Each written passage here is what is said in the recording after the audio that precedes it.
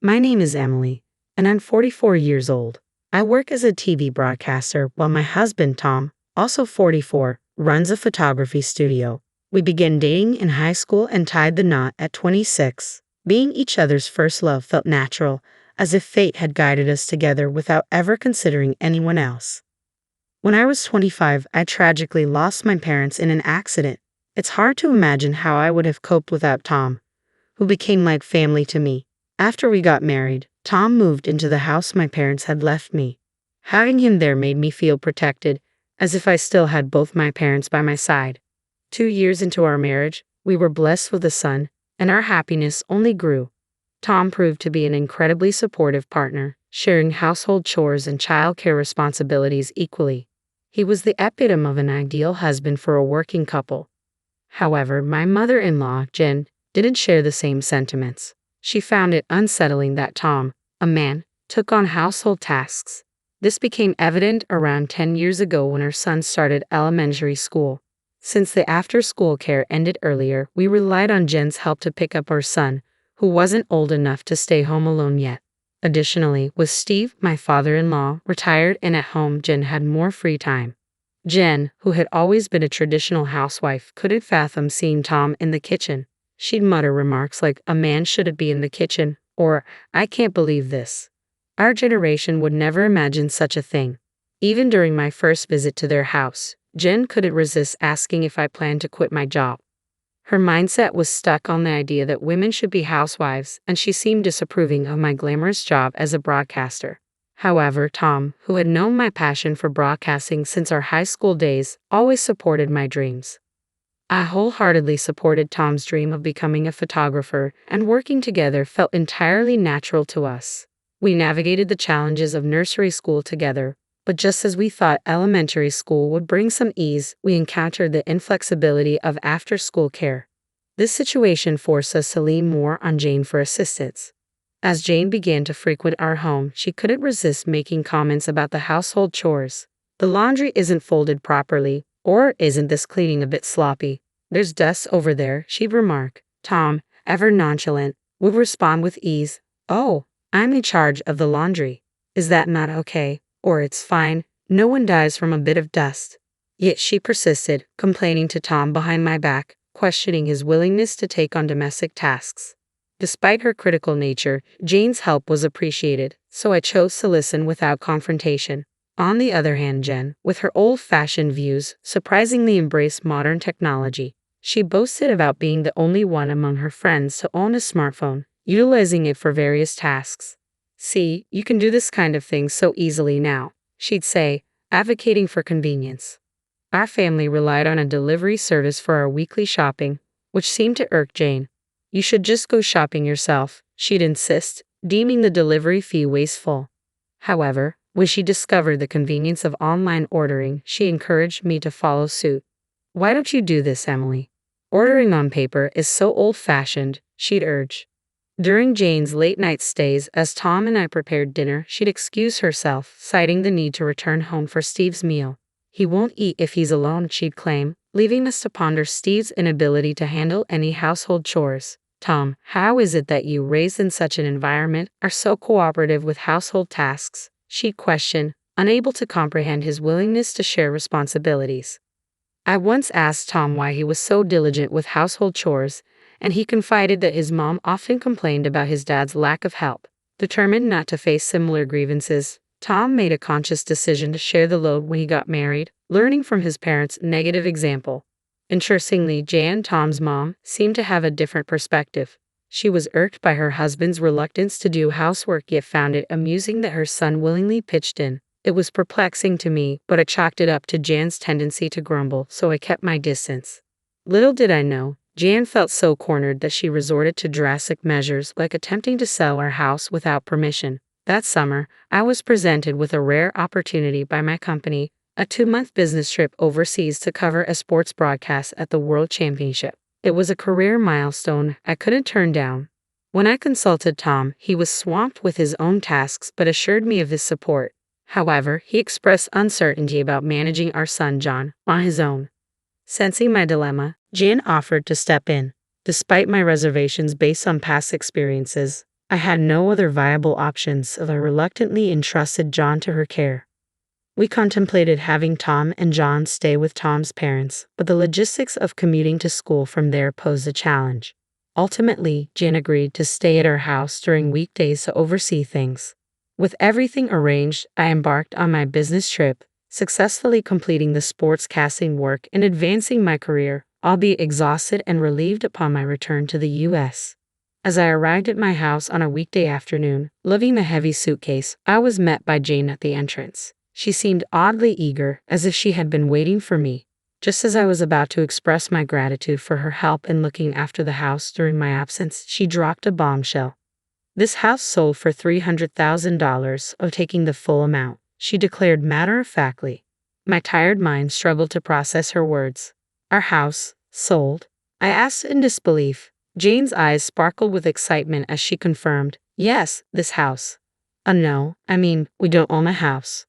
Confusion clouded my thoughts as I tried to comprehend the situation. I insisted that we did indeed own the house, but Jane just laughed it off, accusing me of lying and claiming there was a registration certificate in my name. Feeling frustrated and getting nowhere in the conversation, I shifted gears, attempting to calm my racing heart. "Let's put that aside for a moment. Why are you selling it?" I asked, hoping for some clarity.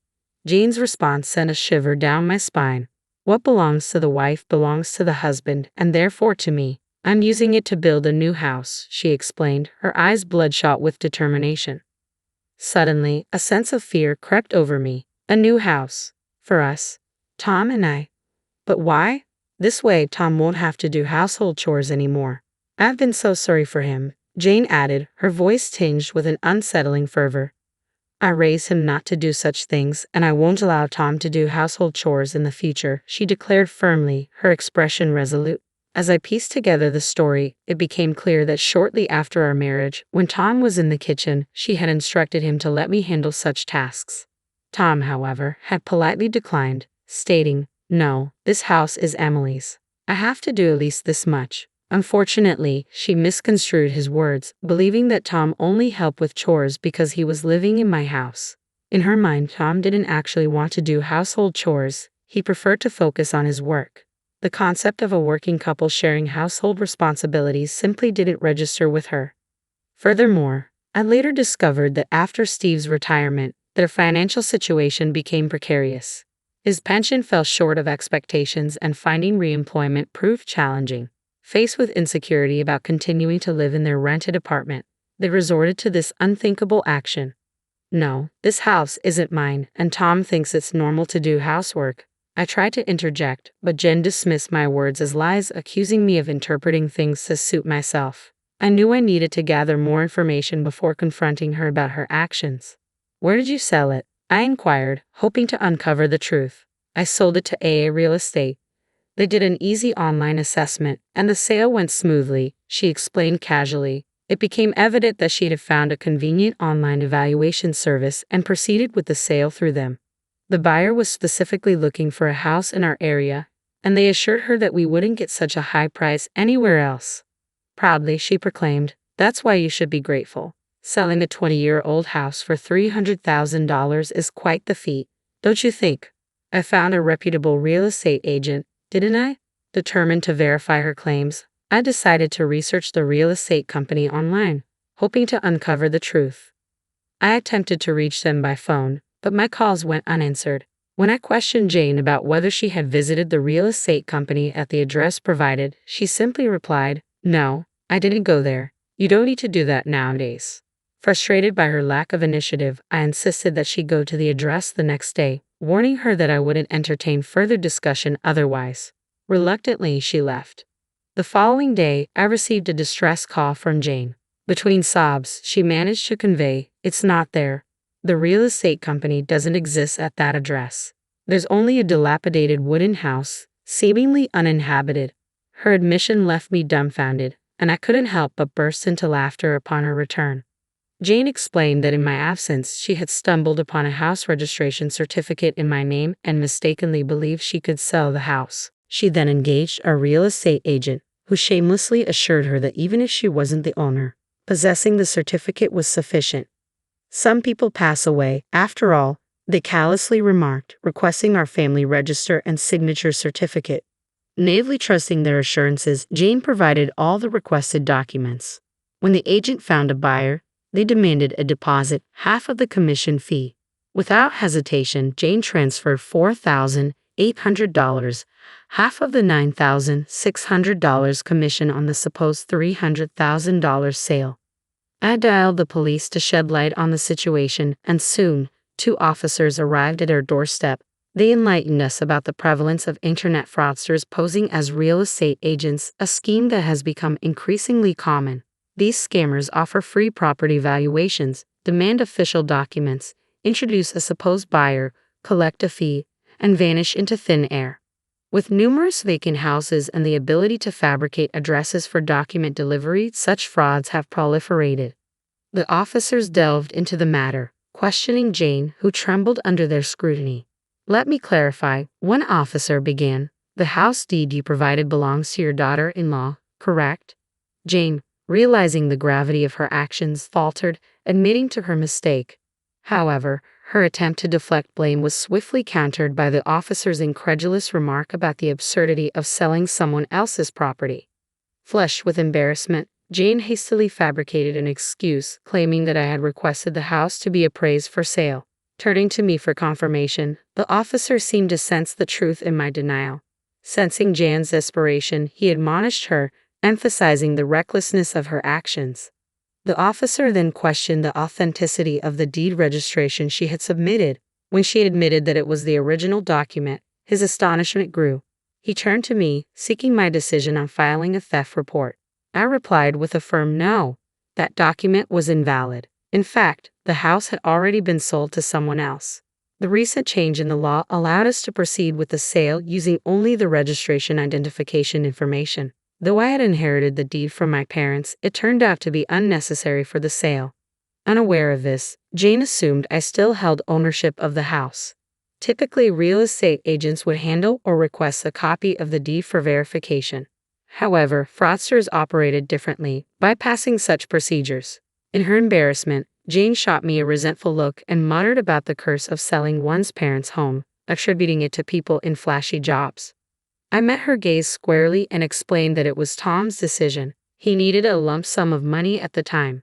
Jane's shock was palpable as she questioned why Tom would want such a thing. I disclosed that Tom had aspirations of starting his photography business but lacked sufficient funds. The house, our main asset, was sold to an acquaintance and we rented it back. As I recounted the entire story, Jane's demeanor shifted. Her shoulders slumped, and through tears, she murmured, "So Tom's success now is because of you selling the house, Emily." I could have affirmed her statement, but instead, I expressed my belief in spouses sticking together through thick and thin. "We're in this together," I assured her. At my words, Jane broke down, her tears flowing bitterly. "I wanted to work too," she sobbed. "My husband can't do anything, even now after his retirement. He does nothing. What has my life been for?" Her litany of complaints against Tom continued, leaving the police officer struggling to complete the report. Ultimately, the fraud report was filed, but even after 10 years, the culprits remained at large. It seemed unlikely that the money would ever be recovered. Following the incident, Steve became vigilant over Jane's actions, taking over all financial control and denying her access to money. Whenever she needed something, she had to request it from him and would be given cash. "It's so suffocating," Jane complained to Tom, who reminded her that she had brought it upon herself. Now, with no disposable income, Jane sought work through senior job listings and currently teaches the elderly how to use smartphones. She is well regarded for her ability to empathize with the struggles of older learners. Steve, perhaps due to his pride, found senior jobs unsuitable and soon quit, providing no income. These days, Jane is busier, often leaving Steve with household duties as she goes out. Interestingly, he's taken an interest in cooking and is getting quite good at it. The roles in Tom's parents' house have reversed, but both seem to have found new fulfillment.